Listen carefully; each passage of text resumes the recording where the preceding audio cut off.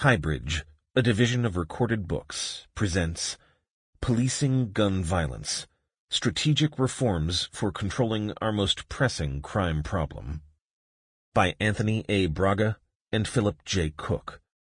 Read by Eric Jason Martin. Publisher's note: this audiobook contains references to visuals present in the print and ebook editions of the book. 1. Introduction. 2020 was the year from hell. Along with the coronavirus pandemic and all that entailed, there was a surge in shootings in most cities, actually doubling in New York City. Nationally, the murder rate increased by 28%, and by the end of this fateful year, it approached levels in some cities not experienced since the crack cocaine era a generation earlier. This surge in gun violence occurred in an unusual economic and political context, but the legacy of the street protests against the police, the surge in gun sales, and the mental health crisis induced by the disruptions of everyday life will not subside any time soon. What we can say with confidence is that the problem of gun violence in America, always urgent, became still more so. What can be done to control gun violence? First is to recognize its importance. Public safety is foundational to human development, economic development, and a civilized life, and communities beset by violence are deprived in all those respects. The fact that those communities are, for the most part, lower-income minority households makes the problem still more urgent. The public safety gap is one of the most egregious racial disparities. Gun violence is a multifaceted problem requiring a multifaceted response, but an essential component of any comprehensive effort is more effective policing. Most instances in which one person shoots another are crimes.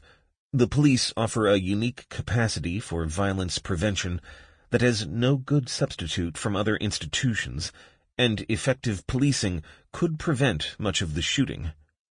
But to accomplish that purpose, and do so in legitimate fashion that respects individual rights, is a daunting challenge. The good news is that much has been learned in recent years about how to meet that challenge, due in part to innovative police departments that have partnered with analysts such as us to try out new strategies and evaluate them. There is no consensus with respect to this positive assessment.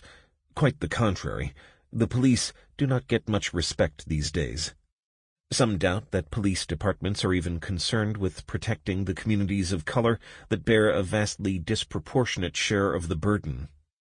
Widespread demonstrations throughout the summer of 2020 demanded not that the police be reformed, but rather that they be defunded. This bitter attack was triggered by the video of a Minneapolis, Minnesota police officer using clearly excessive and cruel lethal force in arresting George Floyd. A dozen videos of other deadly encounters between police and black suspects have circulated widely in recent years with cumulative effect. The outrage and profound mistrust of the police fuel the no-snitching norm, depriving police investigators of the cooperation needed to solve cases. If the police are unable to make arrests in the majority of shootings, in part due to lack of cooperation, that failure reinforces the community view that the police do not care.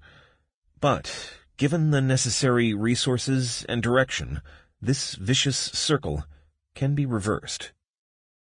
A second group of skeptics includes our colleagues in criminology and public health.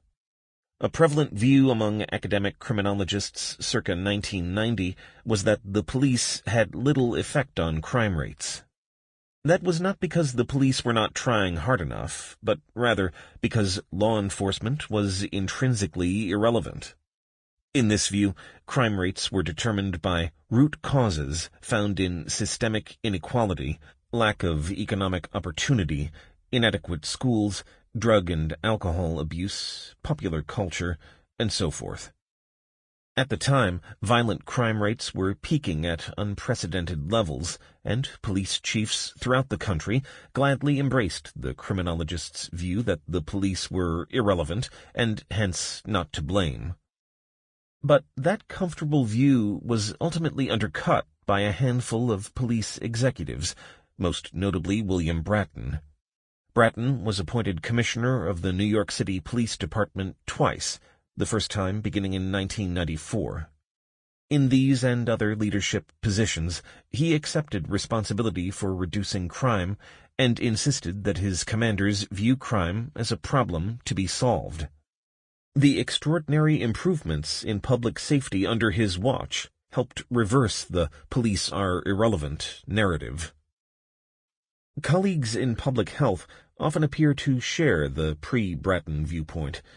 They began researching gun violence prevention in the 1980s, and from the beginning asserted that gun violence was a public health problem and could best be addressed through the methods and perspectives of their field.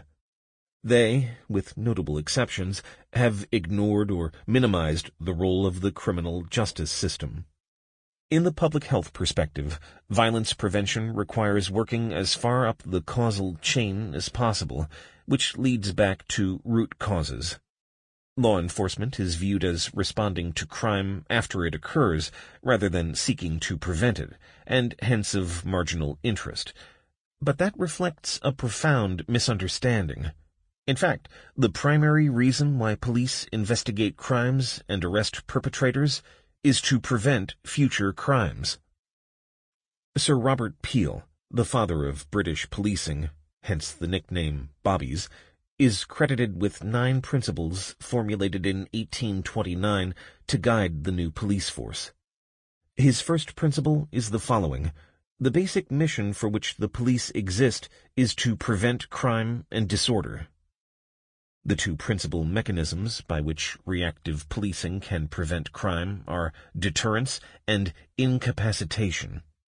Some individuals may be deterred from shooting another person during a robbery, gang dispute, or domestic argument by the perceived threat of arrest and punishment. If shooters are routinely convicted and imprisoned, that threat will have reality and be transmitted more effectively to the relevant individuals, members of violent gangs and other high-risk individuals. And if the police are successful in solving a shooting crime, locking up the shooter will prevent him from continuing his violent career. Arrests and convictions may also serve to interrupt retaliatory violence.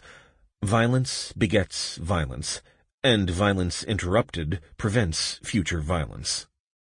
Police prevent violence not only by arresting shooters, but also by preempting shootings through a variety of proactive methods. Because most shootings take place outside the home, one important preemptive strategy has been to enforce regulations that limit gun carrying in city limits.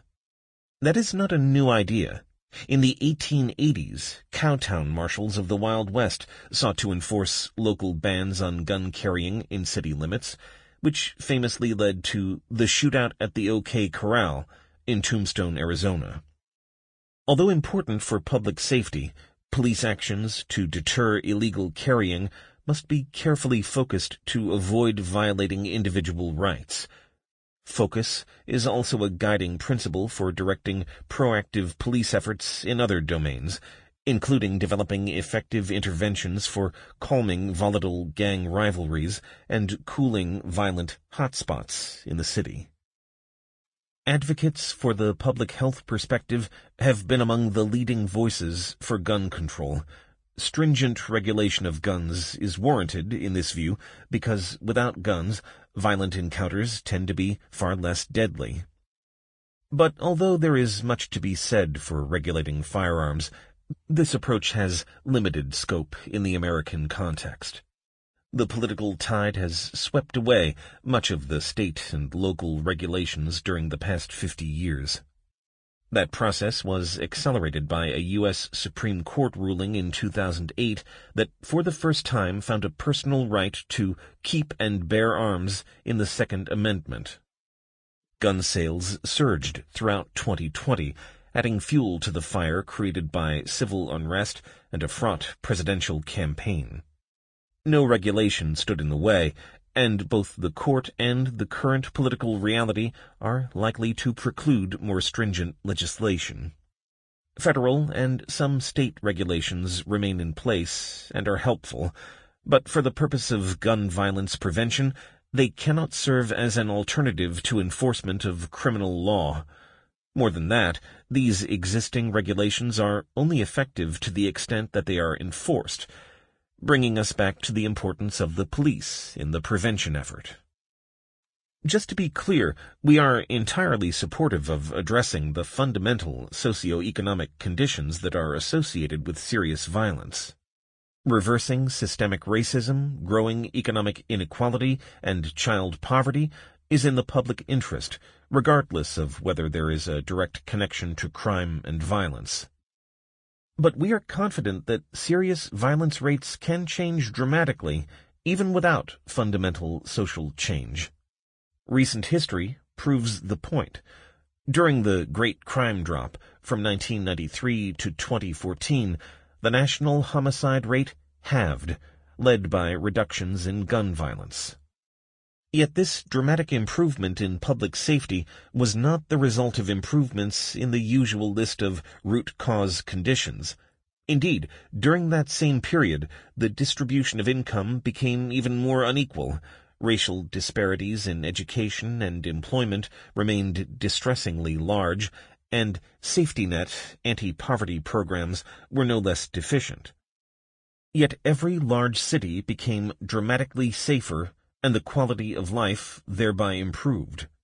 Low-income minority neighborhoods, where gun violence is concentrated, were the particular beneficiaries.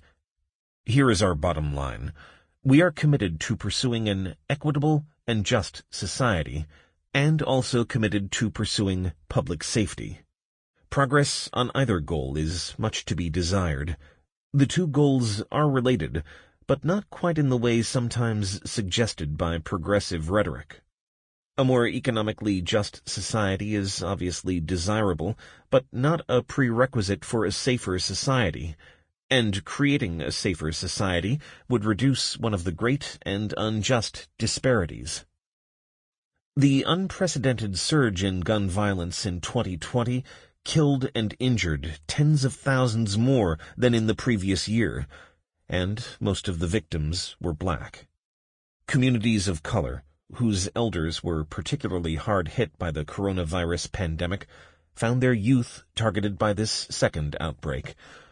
The consequences of the surge in violence for these communities that already had high rates of endemic violence have been dire. We do not offer any easy answers, but can provide guidance on how to make the law enforcement more effective in preventing gun violence. Experience and systematic evaluation of that experience helps point the way. Introducing ourselves. What we have to offer in this book is based in part on our own research and experience, so allow us to introduce ourselves. We have been researching gun violence prevention for a long time, Philip Cook for 45 years and Anthony Braga for 30 years. Braga's career in particular has benefited from the willingness of some police chiefs to invite academics to participate in documenting and evaluating reform efforts, to run experiments, and even to help shape programs and policy.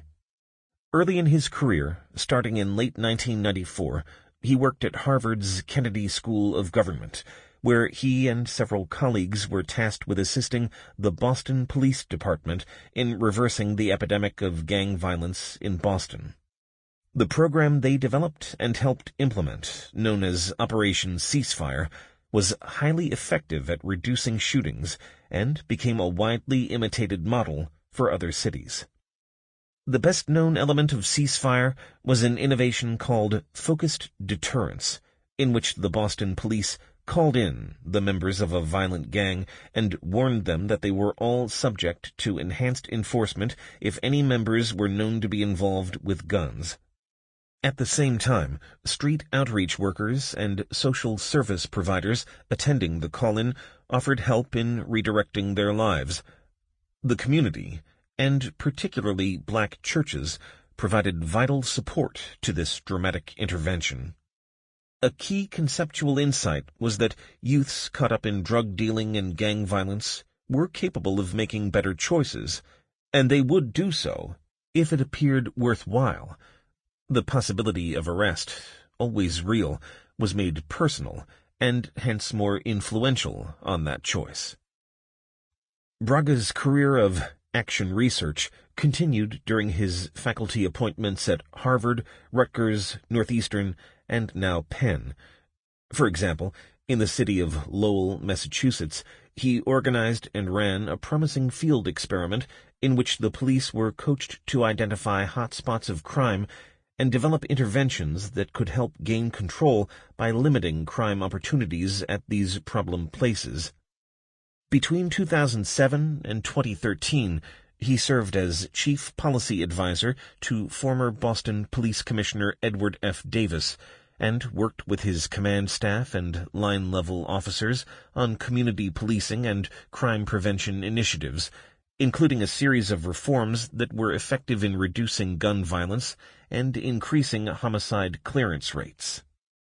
When New York City settled a lawsuit challenging its Stop, Question, and Frisk program to get guns off the street, Braga was appointed a member of the Federal Monitor Team to oversee compliance, giving him a close-up view of the reforms implemented by the New York Police Department.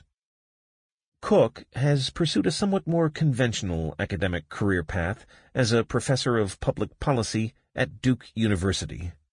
He was one of the first scholars of any discipline, he is an economist, to develop a research program in gun violence prevention. He and Braga met early in Braga's career, and they have worked together on a variety of projects ever since. In recent years, Cook has become convinced that the least developed area of gun violence research, relative to its potential payoff, has been policing, particularly research on how to increase the effectiveness of the police in solving gun assaults and murders. He is heading up a research team at the University of Chicago to understand the secular decline in homicide arrest rates in Chicago and nationwide, and explore ways to reverse that trend. In one project, he is evaluating the Chicago Police Department Bureau of Detectives' new technology centers that facilitate the acquisition and use of video evidence in cases of serious violence. So, what the two of us have to offer is informed by both experience and research in the field. We are motivated by a shared belief that gun violence is a serious problem, and that the police and criminal justice system must be an important part of the solution. A focus on routine violence. Our primary concern is with the violence associated with routine assaults and robberies. This sort of violence rarely gets the headlines, but it accounts for the vast majority of gun homicides and non-fatal gunshot injuries each year nationwide, including more than 100,000 victims in 2020. The neighborhoods in which gun violence is concentrated suffer far-reaching consequences. First, the threat of violence drives away families who can afford to live elsewhere and discourages investment so that retail outlets and other employers are scarce. Those who do live there, children especially, are fearful, even traumatized, by the sounds of gunfire and by knowing people who have been shot, and daily activities are limited by the effort to avoid becoming a victim. Fortunately, these processes can be reversed, as evident in the renaissance in low-income neighborhoods in New York City and other large cities during the Great Crime Drop that began in 1993 and ended in 2014. Effective violence prevention is fundamental to community and economic development, mental health, and a decent quality of life. And prevention of this endemic violence is a matter of racial justice and basic fairness. More than 60% of victims nationwide are African American, and the impacted neighborhoods are predominantly minority and poor. We are also concerned with shootings by law enforcement officers. Approximately 1,000 people each year are shot dead by officers on duty. Most, but not all, of these shootings are justified by the circumstances in which the officer or someone else was being attacked or threatened. But a handful of well-documented cases in which the shooting is not justified and involves a black victim have served to exacerbate distrust of the police. Many other cases may be legally justified, but could have been avoided with different tactics. Reducing the incidence of excessive use of force by police must be a priority in any plan to improve police effectiveness and to reduce the social costs of policing. The situation is not hopeless. Indeed, some departments are doing much better than others. Phoenix, Arizona, and Dallas, Texas, for example, are similar cities, commercial hubs, similar size and crime rate, lax gun controls, and large Hispanic population, but Phoenix has more than 5 times the per capita rate of fatal shootings by police compared to Dallas. The likely difference can be found in management practices by the police department. 2 other categories of gun violence are prominent in the national conversation about gun violence, although they are not our main focus here. First, mass shootings in schools and other public places account for less than 1% of gun violence victims, but have an outsized impact on our national well-being. Millions of school children have to undergo active shooter drills on a regular basis, ensuring that if they were not already scared, they will learn that they should be. The second category is political violence, a possibility that became vivid when a mob of white supremacists and other insurrectionists invaded the U.S. Capitol building on January 6, 2021, seeking to block the transition from President Trump to President Biden. Although the mob did not use their guns on that occasion, we learn from their social media posts that many are heavily armed and pose an ongoing threat to public officials and institutions. Any plan to prevent mass shootings or armed insurrection requires a central role for law enforcement, but those tasks have little overlap with policing street violence and lie outside of our scope. Policing offenders. We focus on 3 general approaches to policing gun violence offenders. The first is through proactive police activities targeted on high-violence areas of the city. That approach has been refined by the discovery of the surprising degree to which violence is concentrated with respect to both people and places. Focusing police resources on hotspots in the city accomplishes more than does random patrol. The advantage of a focused approach is illustrated by the history of stop, question, and frisk programs, which were intended to help get guns off the street. At the peak of New York City's program, young men in minority neighborhoods reported they could scarcely leave their residence without at least one confrontation with the police. In response to obvious problems of overreach, not to mention lawsuits, New York, Chicago, Los Angeles, and other cities backed off of this approach, becoming much more selective. A proactive program confined to hotspots and directed at known offenders can be effective at much lower cost with respect to community relations. Such trade-offs must be respected in designing policy. Targeted patrol of violent hotspots helps deter violence. Police can also play an active role in reducing the opportunity for violent crime in hotspots. Persistent concentrations of violent crime may be addressed by a variety of means: improving lighting, redirecting traffic, clearing vacant lots and empty structures, providing increased surveillance, enforcing liquor laws, and so forth. The police can serve an important role in identifying potential solutions to local problems and working with other city agencies and local business to have them adopted. A second approach to gun violence prevention, also proactive, is to identify the most violent gangs, which in some cities account for a large portion of gun crime, and communicate to members a credible threat of legal consequences if they do not give up their guns. As mentioned earlier, Braga contributed to the design and implementation of the first such program in Boston. It has been replicated in other jurisdictions. Many commentators have speculated that the threat of arrest has little effect and would have no leverage with gang members. After all, many of them already have long rap sheets and in any event have chosen to continue a life of street crime despite the considerable hazards associated with drug dealing and gang-related conflicts. But the evidence to the contrary is compelling. The success of Operation Ceasefire and similar programs not only suggests that such programs are worthwhile, but also offers a more basic lesson.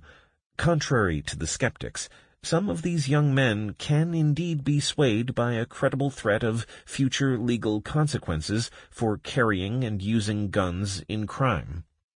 That implication opens the door to other gun violence interventions that rely on the deterrent effect of arrest and punishment.